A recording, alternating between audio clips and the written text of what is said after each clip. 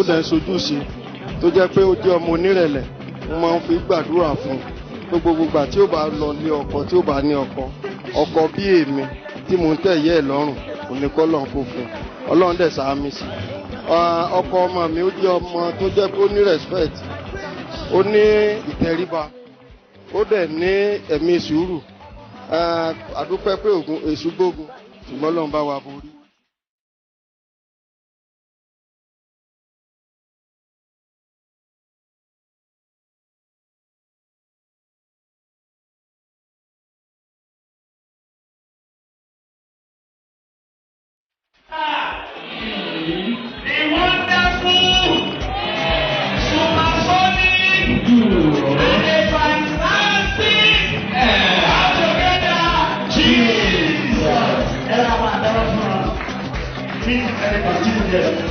ẹ kú dédé àsìkò yìí ẹ kú ayẹyẹ ọjọ́ ni mà.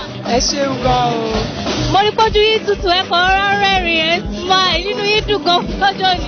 bẹ́ẹ̀ ni torí yàn kì í rẹ́pọ̀tà lẹ́ẹ̀mejì ìgbéyàwó ẹ̀kan lèèyàn máa ń ṣe yàn kì í ṣe lẹ́ẹ̀mejì so inú mi dùn gan ni. lágbára Ọlọ́run ẹ̀kọ́ tẹ ṣé yìí náà ni kò ní jẹ́ méjì láṣẹ Èdùmàrè. àmín Jésù.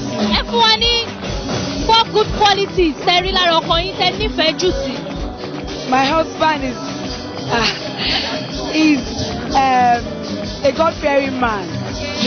He's very humble. He's very meek. Only Famorago, and he loves me so much. So without this, I can't stop loving him. Okay. Kí ni wọ́n fi win heart yín gangan?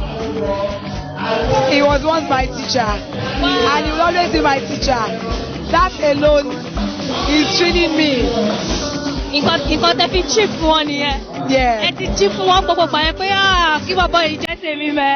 Àbí náà.